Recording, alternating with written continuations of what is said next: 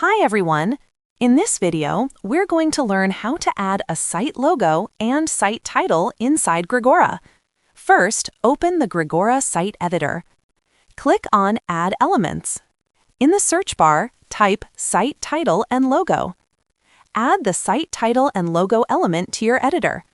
Once added, you'll see that your site logo is now visible through this element. You can easily change the logo by clicking on the logo icon within the settings and uploading your preferred image. Additionally, you have the option to upload a separate logo specifically for mobile devices. If you want to show the site title instead of the logo, open the Site Title and Logo element settings.